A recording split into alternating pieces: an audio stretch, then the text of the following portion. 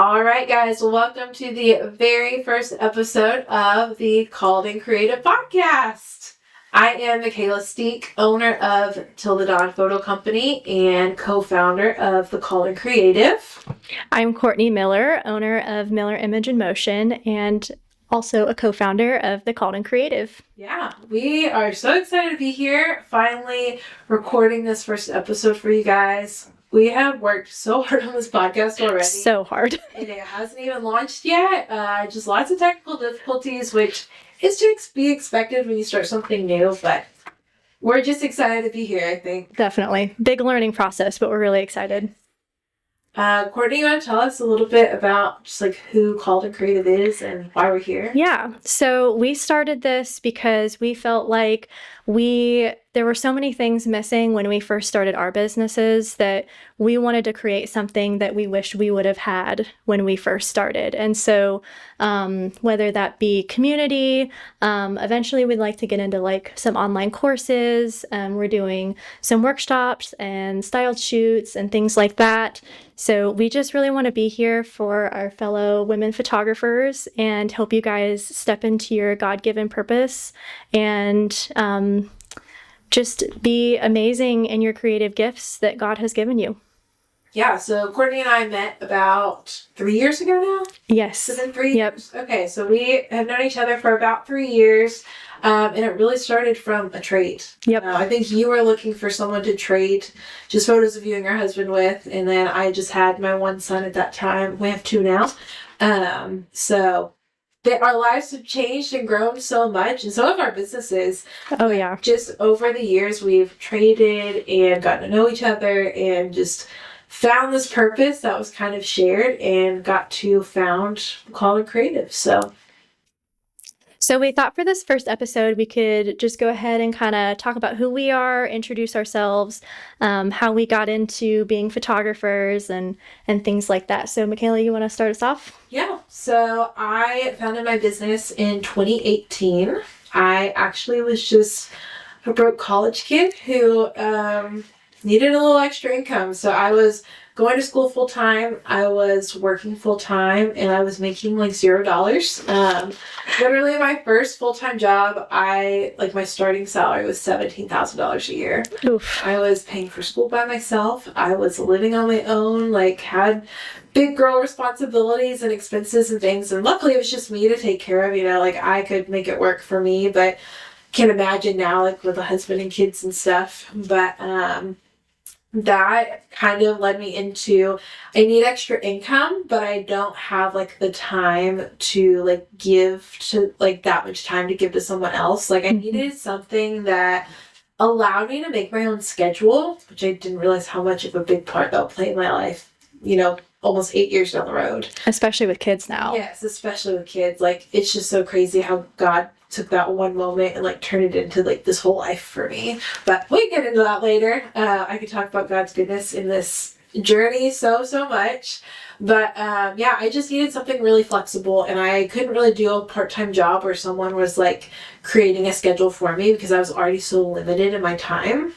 And so what I ended up doing was thinking of a business that I could start on my own and do on my own time and kind of at my own pace and photography was something that really interested me. And so I didn't know a camera. I didn't have a nice camera, but I had, when the nice iPhone cameras came out, my friends and I in college, my freshman year of college, living in the dorms, we would just go out with our cameras. We would get all dressed up and do our hair and our makeup and just find cute little areas around town and take photos of each other. I love that. And so that's kind of where the interest came from. Mm-hmm.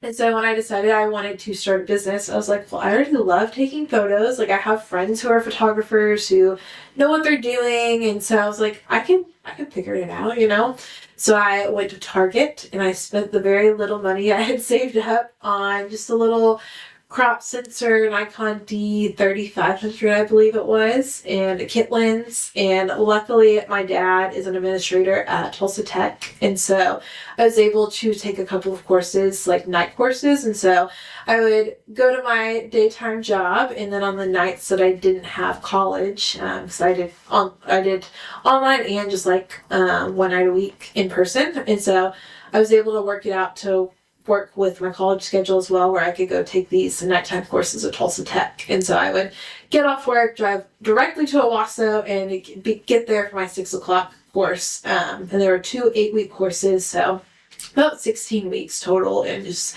general photography education. And that's where I learned like how to use my camera, shooting in manual, just basic editing and Lightroom, and a little bit of Photoshop too, and a little bit of posing and composition, all the basics really. And so from there, I felt confident enough to start doing some model calls, and then I started doing like $25 shoots and $50 shoots, and just little by little building my business. And it kind of stayed that way until I went full time, kind of by accident. So I had my business part time. Just after I graduated college, I became a teacher, and so I continued to build my business weekends, evenings. Summers were really great because I could be a full-time photographer in the summertime when I wasn't working my other job. And so I really am glad I had those summers, because it kind of gave me a taste of what like full-time can look like, and how much I enjoyed it really. And so ended up doing that for a while, teaching business on the side, and then had my oldest son, who is almost 3.5 now, every intention of going back to work. And once he was born, it was just over. I did not want to go back. And so luckily I didn't have zero options. Like, I had my business to fall back on, and so I was able to confidently say like, okay, like, we're just going to do this full time. And so that's what I've done. And I haven't regretted it a second, honestly. Like, it's just been such a blessing for our family. And my husband's also self-employed now too. So we've never had to put our kids in daycare. We have been able to just work it out together. Of some days it looks like I'm gone all day, and then I get home and we trade, and he leaves, and then I take over the kids, and we don't see each other for a couple of days really, besides like sleeping basically. But it kind of goes in seasons. Like, sometimes it's like that, and sometimes we're just at home together for days on end, and that is so precious that like we get to do that. Yeah. So that's kind of like how my business started and how it evolved into what it is today. I've shot a little bit of everything over the years. You name it. The only thing I have not done is a birth. I'm fixing that. I was going to say, you have one coming up. I'm shooting my first birth, which will be a C-section, which I had C-sections with my boy, so it's so precious to me that I get to give that gift to another mama. So I'm so excited about that. But that's like the only thing I haven't done is a birth. And so I'm really excited for that. But 2026 is going to be all about branding for small business owners, specifically women small business owners. I just have such a heart for them. Mothers, obviously. So Fresh 48. No longer taking newborns, like traditional newborns. I'm sending them all to my good friend Courtney. But I'll still be doing Fresh 48s, and then maternity, family sessions, all things related to motherhood. And then I also shoot real estate as a contractor, which I really enjoy. So I love how everything you're kind of switching to like fits your life and like the stage you're in right now. Yeah. I love that. And that was kind of by accident. We started this to serve other women, basically, other women entrepreneurs and photographers specifically. And then that's kind of how it all started evolving. Like, I changed all my social media accounts the other day to, say, because it did say like intimate wedding photographer and motherhood photographers. And since I'm kind of switching gears, I was updating my socials, and I realized everything I'm doing all fits into one. Just like everything that is precious to my heart, like it's going into my work, which is what I've been praying for. So it's really exciting. Really excited to see what 2026 looks like. So yeah, I love that. I'm excited for you too. I'm excited to see what we do together too. I think it's going to be really awesome. So yeah, that's my life story for the most part. I mean, there's a lot of in between there, but we'll get into that later. Yeah. So yeah, tell me about your story, Courtney. Yeah. I've already heard, but every time you tell it, I learn something new. So. Yes. So I own Miller Image and Motion. I rebranded almost coming up on a year ago. Actually, it used to be Courtney's Creations Photography. It's been that long. I know this year has like flown. But I currently do mostly weddings, elopements, intimate weddings, and then also motherhood, like maternity, newborn. I do some families, but I typically like to focus more on the maternity, the newborn, adding that new baby to the family. I really love doing those. I started my business almost 6 years ago on complete accident. I was going to college with the total intention of becoming a doctor or psychologist, counselor, something in that realm. And sophomore year, a couple of my friends talked me into studying abroad with them. And so I was like, okay, if I'm going to Europe, and I'm going to be traveling all over to these really beautiful places. I want really awesome pictures of this because it's just going to be so beautiful. So I just went down to I think I maybe went to like Walmart or Target or something. I can't even remember, but I just bought one of those like super cheap, like Canon. I think it was like a Rebel T6 or something like that. And sure back then felt like $1 million. Oh yes. Yes. I think it was like maybe $500, but to me, I was like, ooh, it's $500. Oh man. But yeah, so I dropped some money on that, and it came with like 2 different kit lenses that like ranged like from wide angle all the way up to like I think it was like 1 or 200. So I was like, okay, perfect. Like I can get really wide angle shots and zoom in if I need to. So this is going to be perfect for all the traveling pictures that I'm going to be taking. And so I decided that because it was going to be in the spring semester that we were leaving. Classes ended basically mid-December, for Christmas. And then since we were leaving in the spring, we didn't go back to regular classes in January like we normally would. We were studying abroad and they didn't have us leaving until March. And so basically we had like 2.5, 3-ish months, depending on what day you left, before we actually like left for Europe and after we got out of classes. And so I decided, okay, I'm just going to keep working, save up some money. I will figure out how to use this thing so I can get really cool photos because I didn't want to be that person that just stuck it in manual and just did click, click, click, I wanted to know how to actually get the cool pictures. And so, YouTube University helped me. I was living in Nebraska at the time, which is where I'm originally from, for those of you who don't know. But there was a little local like camera store. I can't even remember what it was called, but this super sweet old guy ran it and he offered these like intro to photography classes for $50.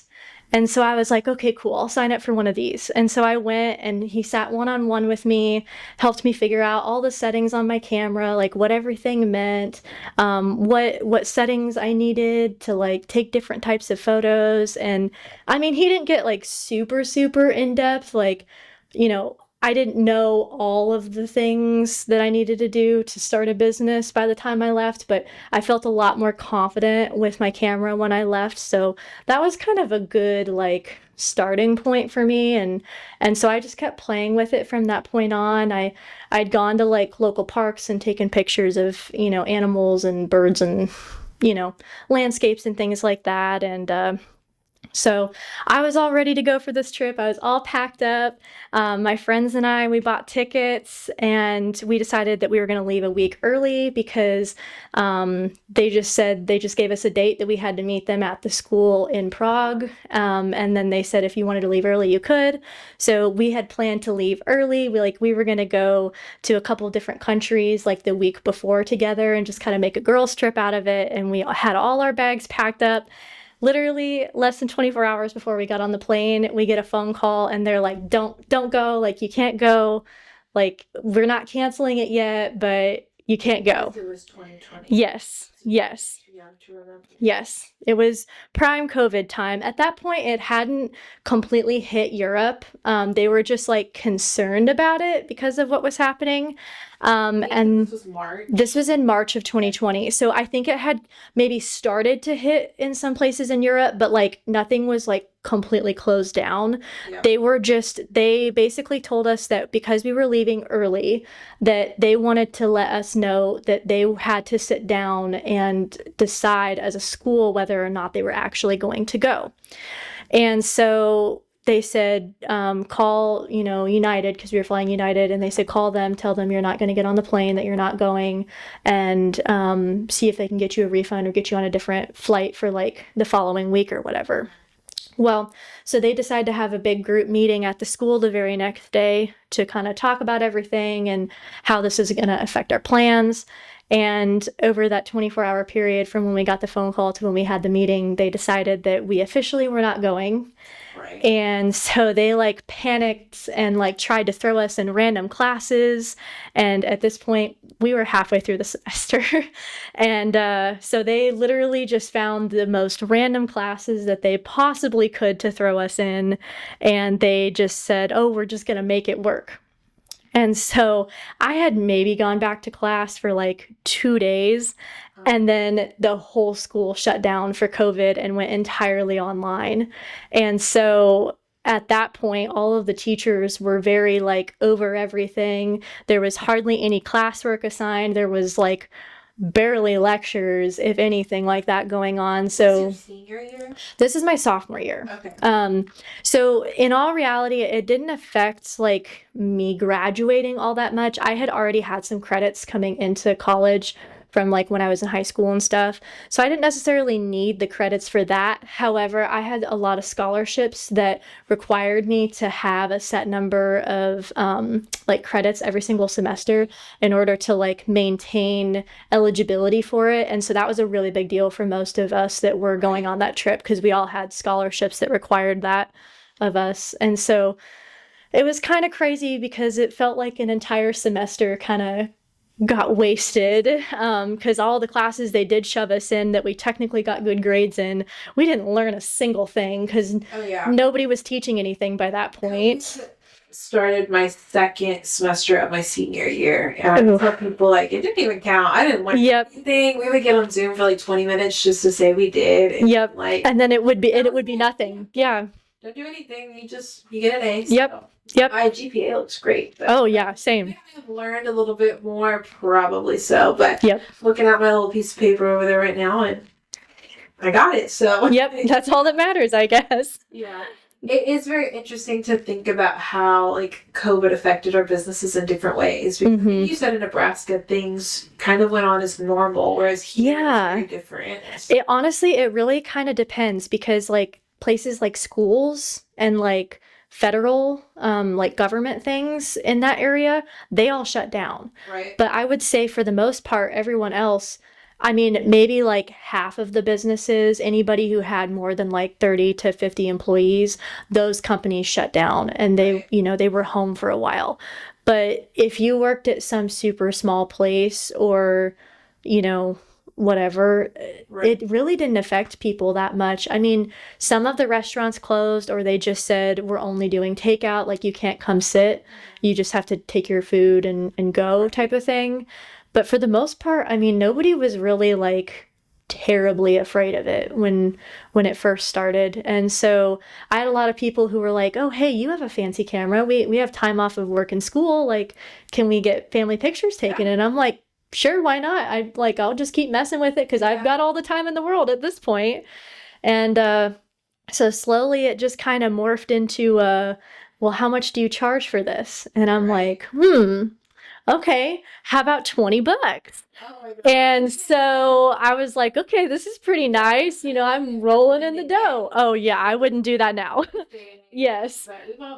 We've all been there, I think, especially when we first start. And for me, like I didn't pick up a camera with the intention of starting a business. I picked up a camera with the intention of taking cool photos for my own life and, to show to family and friends and things. And, from a business perspective, I would never recommend anybody charge, $20 for a session. But at that point for me, that was a big step because I never intended it to be something where I made money off of or anything like that. So, but yeah, and then slowly it morphed into more and more people were messaging me and they're like, hey, I saw you do so-and-so's engagement photos. Can you do some for me? And I'm like, sure, why not?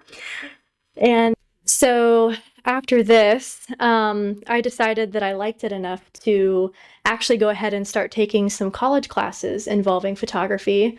And eventually I ended up changing my major. Awesome. And slowly but surely built this business and got to the point where I actually was pretty able to step into this full time even after moving here. So I've never actually had a full-time job. Only had little part-time jobs as I go through. I know it's crazy because everyone's like, oh, what did you do before this? And I'm like, I went to school. That's it. This is the story.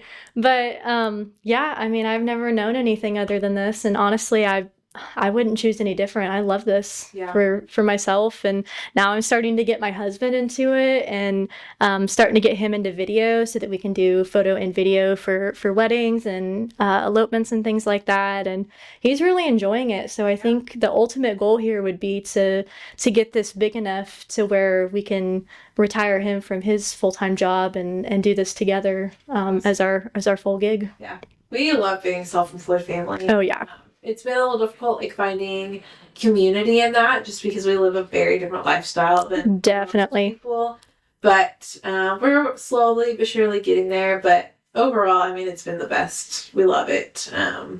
If our kids are up super late or up in the middle of the night teething, we can just sleep in the next morning most of the time, Unless you have something going on, but most of the time I try to schedule them later in the day. Same. So I don't have to get up. So I'm not really a morning person. And so just having that freedom to step out of the box and do what's good for you. I always say it's such a blessing to plan my career around my life and not the other way around. Yes. Working 9 to 5, it is the other way around. Yes. Your life around your career. And so it's not for everybody. Running a business is very stressful. It involves a lot of faith, I feel like. Oh, 100%. Yep. It's worth it to me, It's Same. not for everybody, but for me, it's the best thing in the world. Yeah. It definitely, for me, it feels right.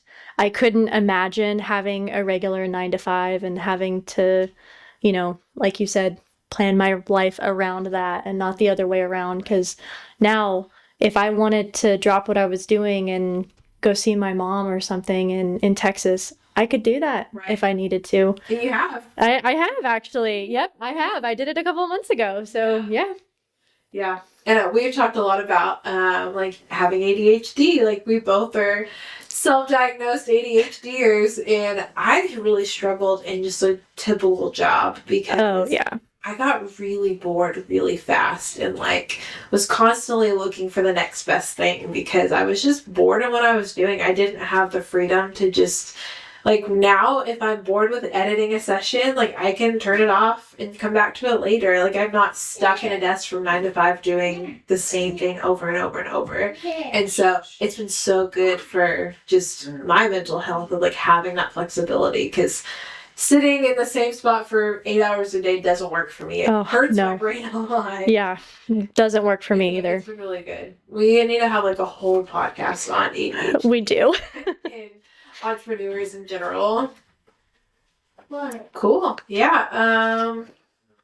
I think now, are we ready to run into our interview questions? Yeah, I think so. So we prepared just a few fun interview questions. We'll take turns asking it, and then we'll both answer, just so you guys can get to know us, and just fun conversation. So yeah.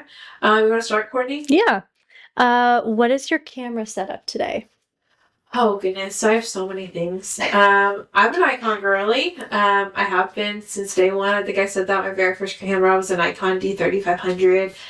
It really worked because the teacher I had at Tulsa Tech was also a Nikon guy, and so he was just able to teach it really well because he knew it like the back of his hand. I mean, he's been a photographer for like 50 years, so, and always been an Nikon person. So that helped a lot. And so I just kind of stuck with Nikon because that's what I know. Never been a big fan of Canon, like the colors, which is funny because you're a Canon user. But the coloring is not for me. I think Nikon's much more saturated than Canon is. And so that's why I like it. And then I thought about Sony a lot. I've heard a lot of people super happy with Sony. I have edited Sony RAWs once. Never want to do it again. It just didn't look right to my eye. So I think photography is a very like subjective thing too, because it's funny you mentioned the like saturation in the colors, because I actually thought the opposite about Nikon. Yeah. Yeah. But yeah, that's a long way of saying I'm a Nikon girl. So I just switched to mirrorless a few months ago, not on purpose. It was a necessity purchase. So I shoot a lot of real estate, which is really hard on your shutter. And my trusty Nikon D750 decided that it was done just in the middle of a shoot one day. So luckily it was the end of a shoot. I got through it and then immediately went to Best Buy and bought something else. But they had what I needed in stock. I've been researching a lot because I knew it was coming. But now I have a Nikon Z7II or Z7 II, however you want to say it. It reads both ways. So I do that, and I have an adapter for everything. I don't have any Z lenses yet. And so I have a 35, a 50, 14 to 24, 70 to 200, and 24 to 70. So I kind of have like the whole range. The only thing I'm missing is my 85. I ended up getting rid of my 85 because it was an older lens, and it did not the autofocus wasn't compatible with the adapter, so I could have used it, but I chose not to for my sanity. So it's the only thing I'm missing. Probably my favorite. I think we're gonna talk about this later. Sorry, never mind. You're good. That's my whole setup, and then I have a little bit of lighting, but not much. Very cool.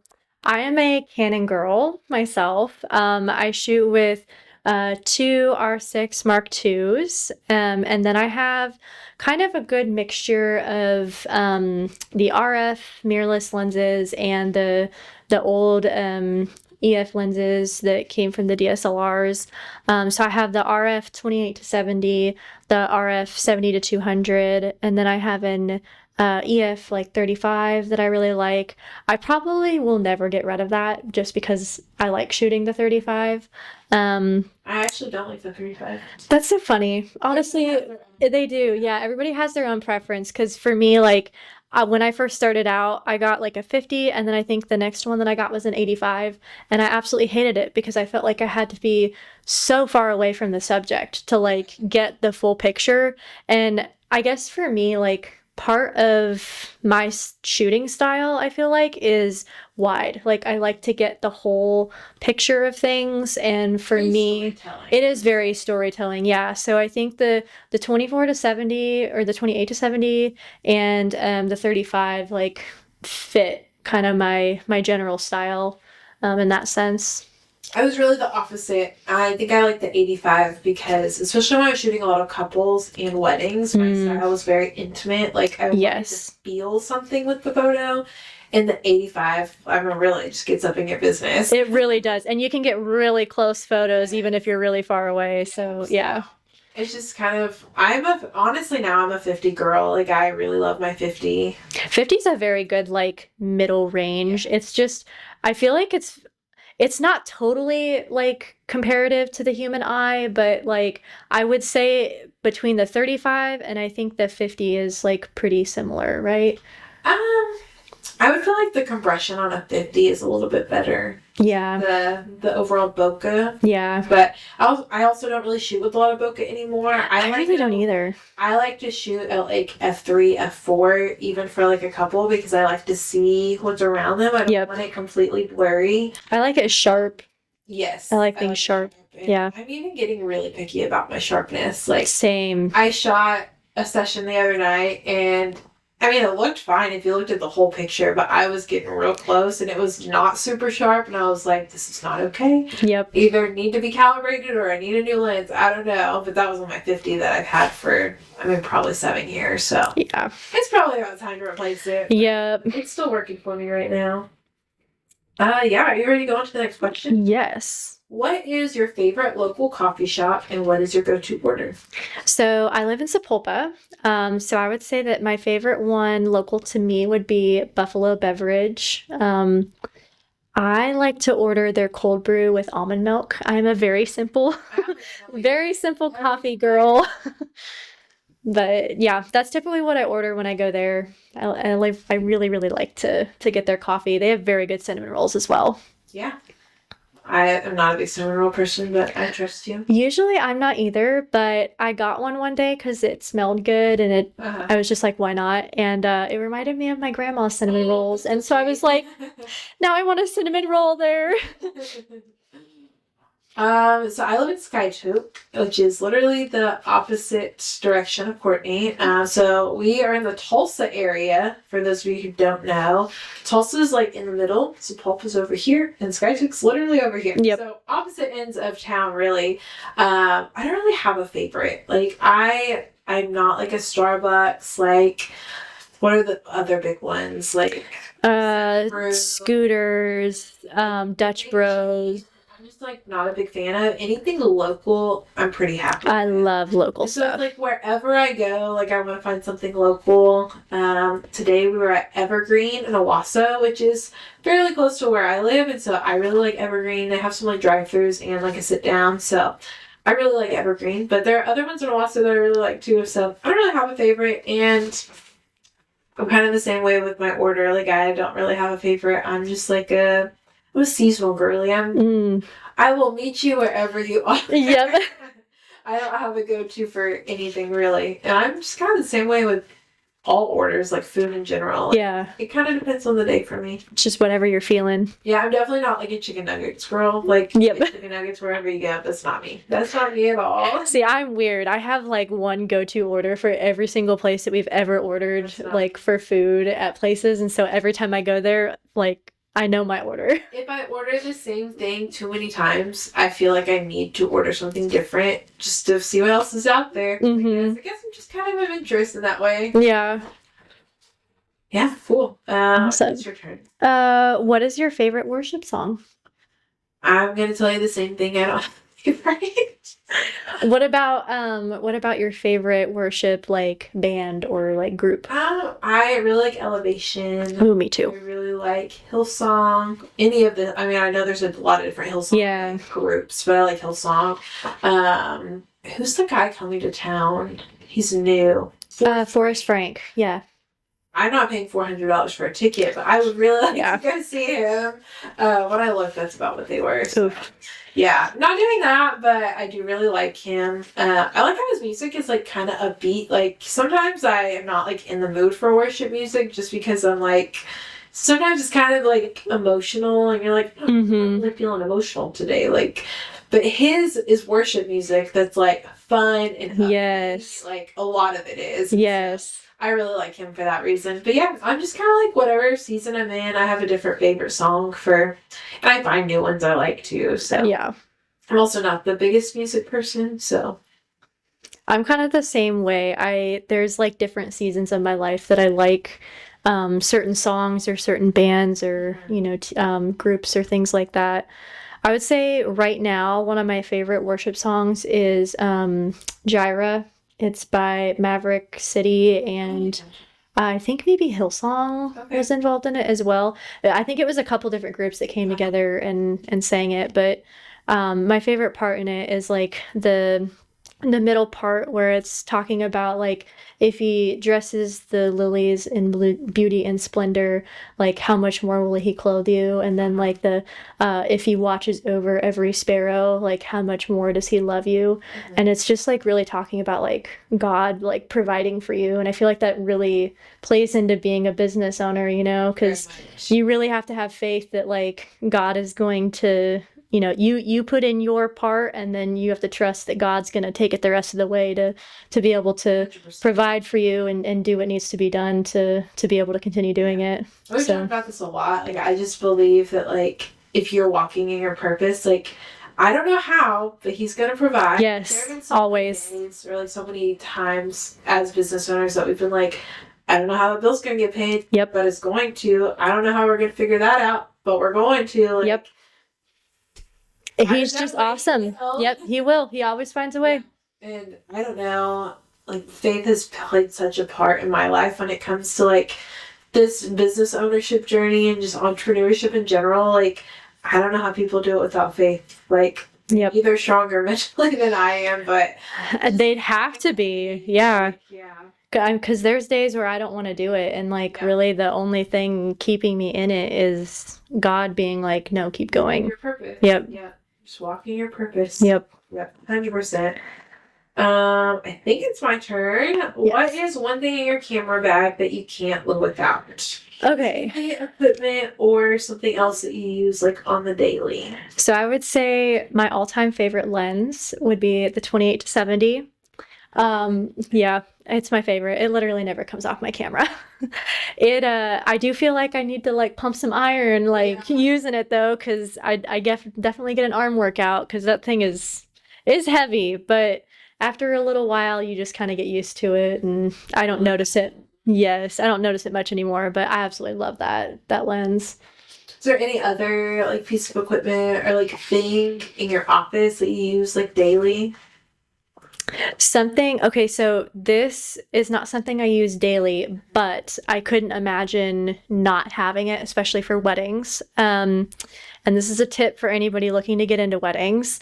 For the longest time, I could not understand why I was running through batteries so quickly with flashes, for like AA batteries, because that's what my flashes take. Buy yourself some rechargeable AA batteries. Life changer.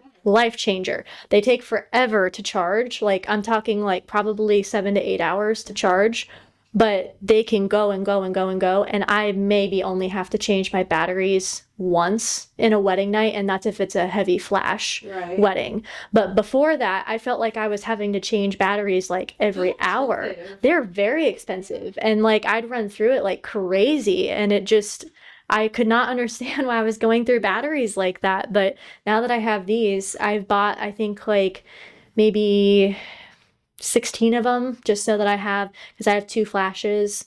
Each of them take 4. Mm-hmm. And then that way I have backups for everything. You have to plan way in advance to like charge all of those, but well worth it in my opinion, because you pay for those once, you continue to recharge them, and you don't have to keep buying more AA batteries. I'm sure you do the same thing, but like anytime I have an event or something the night before, like I'm plugging everything. Oh, yes. Fully charged before I arrive. You should add that to your list of things. Yep. Everybody has a million plugins in their house. Like, just definitely plug it in while you're doing the rest. So yep, that's a good one. I hadn't really thought about that. I shoot a Godox V1. It has a rechargeable battery. Oh, nice. So I haven't like run into that issue. Yeah, but. Yeah. I just shoot on like some of the Canon ones. I'm assuming that there might be 1 or 2 newer Canon flashes that probably do come with a rechargeable battery, but the ones that I have, they just take the AA's. And for me, I could not understand why it was eating through batteries like that. But then I saw a video one time where someone was like, just buy rechargeable ones. And I'm like, I'm going to try that. Okay, I'll do it. You convinced me. Added it to my Amazon cart, and I have not looked back since. So sometimes my like best purchases are like that. Yeah. I'm so fed up. Like, I'm just going to do it. And you just do it. And then you're like, this is the best decision of my life. Yep. And they really weren't that expensive. I think I maybe spent $100 on all of them. I feel like that's kind of how we were with these mics. Yep. Oh, it's so expensive. What we have sucked. And so I'm just like, fine, spend the money. Let's do it. We're committed at this point. So be prepared for at least a year of podcasts, because we're committed. We invested enough. We are very committed to this. Yeah, so for me, my favorite lens, I really bounce around on my favorite. I feel like I pick a different lens for a different session. So like That's fair. families, I really like my 24 to 70 because it's just very versatile. Once I am completely phased out of weddings, I'm really considering getting a Tamron. I think it's a 28 to 150. Cassidy Lynn has done a podcast about it, and she said she really liked it. It would just replace a lot of my lenses. It really would. So Yeah. I would probably still keep a couple of them just for backups because you never know what could happen. You just never want to run a professional business without backups. But some of the lenses that I don't really use, like I could get rid of, and so might do that this coming summer. We'll see how I feel by then. And then for like branding, if I'm just shooting like one person, I really like my 50 just because everybody loves a nifty 50. Oh yeah. Beautiful. I may replace that one with it's just like the Nikon 1.8 nifty 50, like, it's $200 new. I've been shooting it for a very long time, but someone told me the other day, she's like, you should really get like a Sigma Art 1.4 and your life will be changed. And I was like, okay, maybe I could be convinced. I've never tried. Yeah, I've never tried like off-brand lenses. I've heard good things about them. Like, well, Nikon doesn't make a 28 to 70. Like, oh, they don't. Okay, they do not make anything equivalent to that. that's interesting. At least at this point, they haven't released one, and so Tamron is like, they also do like a 28 to 70 2.0. Yeah, for Nikon, but they also just came out with this one, and it's pretty versatile. So she said that you could like easily, you could probably easily like shoot an entire wedding on it, which is not what I want to do with it, but it would just be so versatile for all of the things I do. So definitely. It's very expensive. I think it's like $2,000. So yeah, pretty pricey. And then my one item that's not camera gear, especially if you're a mom, I have a standing rolling desk, and it like can go up and go down, so I can like sit at the couch and like work. But then also I have very handsy toddlers, and so they'll like get up in my lap and want to touch everything. I just put it all the way up, and I'll stand in my living room and watch them play or watch TV and do work. And it just keeps all my stuff away from them. I can like focus for 4 seconds because nobody's like grabbing things. It's like, and you can move it from room to room. So sometimes I'm in here, sometimes I'm in the playroom or their room or whatever. So that's nice. My favorite thing outside of like camera gear that I use I wouldn't say every day, but like fairly often. Yeah, that's awesome. Love it. Okay, where is your favorite place to work from?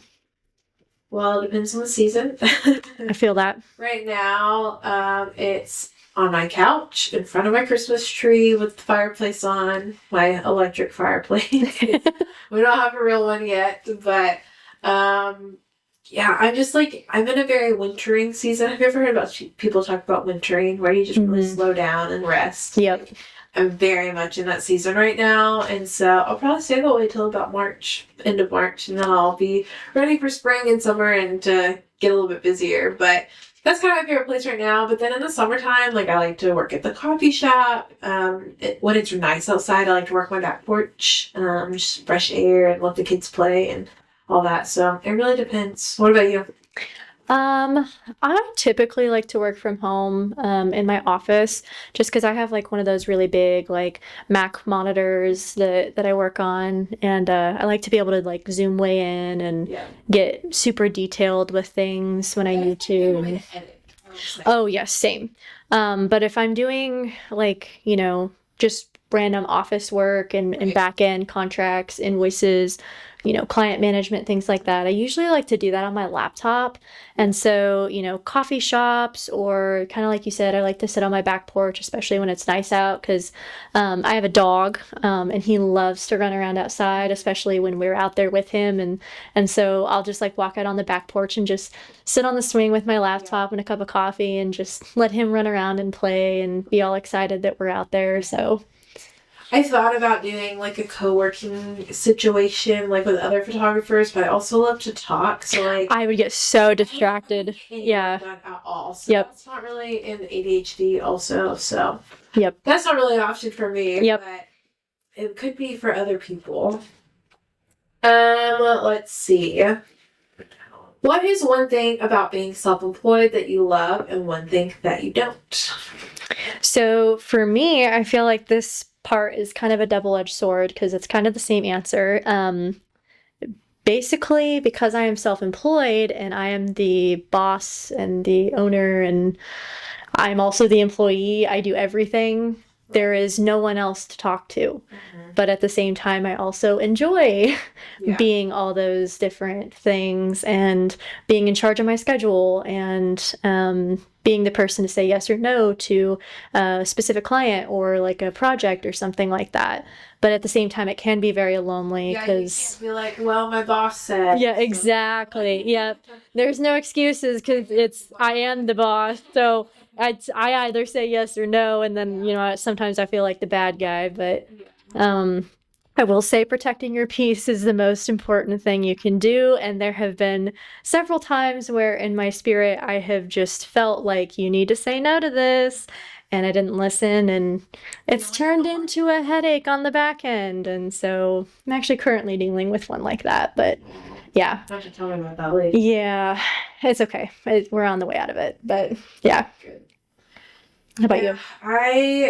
I would say my favorite thing is the flexibility and just like all of what that offers to my family. Like, I don't have to take off when a kid is sick. I just don't work that day. Yep. I mean, there have been occasions where like a kid's sick and I have a shoot, but my husband can do that. Like, Yep. we can just trade off. Like, nobody is missing work or using PTO because of a sick kid, and like, I love that if I want to take the kids to the aquarium on a Thursday afternoon, I get to. Like, Yep. nobody's saying, nope, you got to take a day off for that. Or You have to be at work. Yep. Yeah. Like, we can go. I also love that we can go when it's not busy. Like, when traffic is slow and like there's not really anybody. I took them to the aquarium the other day and I think it was a Thursday afternoon. There's nobody there. That's awesome. It was just dead, and my kids got to run all over and we didn't have to worry about anybody else. It was so much fun. That's so fun. It's just such a gift in so many different ways. Like, I could go on and on about how wonderful it is and all of the things that it offers us. I think the hardest part has just been like the community aspect that I kind of mentioned earlier. Just like finding people that understand your lifestyle, because like being self-employed is so different than like definitely 9 to 5, and like especially as a mom, like I don't relate to working moms necessarily, and I don't relate to like stay-at-home moms either. Like, I have had a hard time finding that community because I don't really fit into either of those roles, where most people, you're one or the other. Yeah. Well, I'm both. Yep. And so it's been hard to find that community, but slowly but surely, especially with Call to Creative, I feel like that's opened up a lot of doors for me to just meet new people and like find people that are in a similar life stage as I am. And so that's been really good. But I would say that's like been the hardest part of being self-employed in general, not just a photographer. Something anybody who's self-employed would deal with. Definitely. Okay, we only have one more question, and then it's almost a wrap on our very first episode. I know. Get moving. Look me. I know. And it's gone so well. Very well.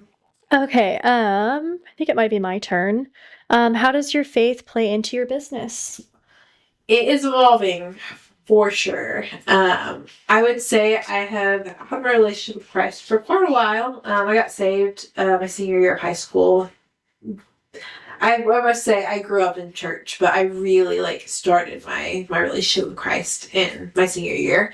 But I wasn't always very outward with it. I kind of just had it inside me for me, and not for other people. And within the last few months, there's just been some things that I went through in my personal life and things that were going on in the world that really made me realize now is the time to share the Lord with people, not in 10 years, not in 20 years, not when I think I've matured into the Christian I'm supposed to be. Now is the time. That's what we were called to do. And so I'm in such a unique position to be able to do that in such a unique way. I get to know people in their most vulnerable states, new mothers, people who are building businesses and putting their whole life on the line to do those things. And I just have a really unique opportunity to just pour into them and serve them.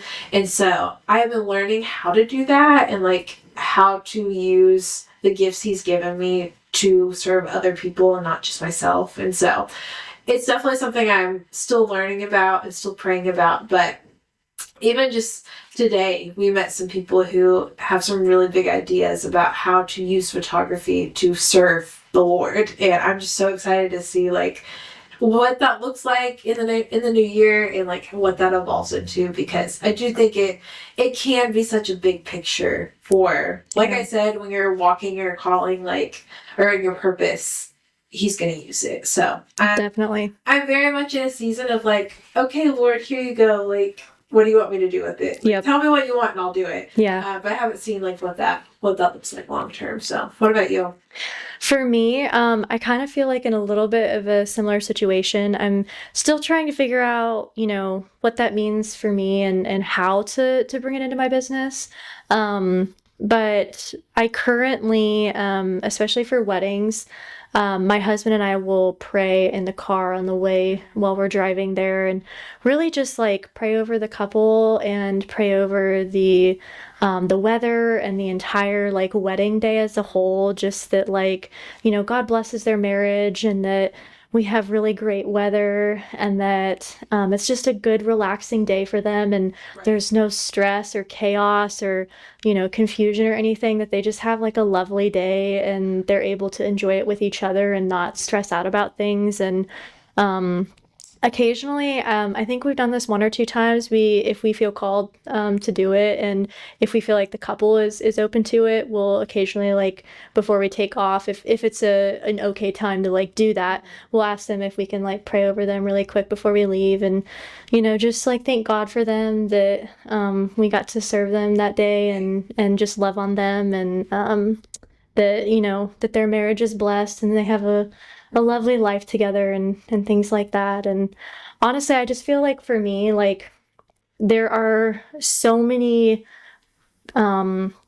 basically things out there that are really just kind of attacking marriage in general. And I think so many people don't know what real marriage is. And I think that I think too many people get caught up in the idea of, it has to be perfect.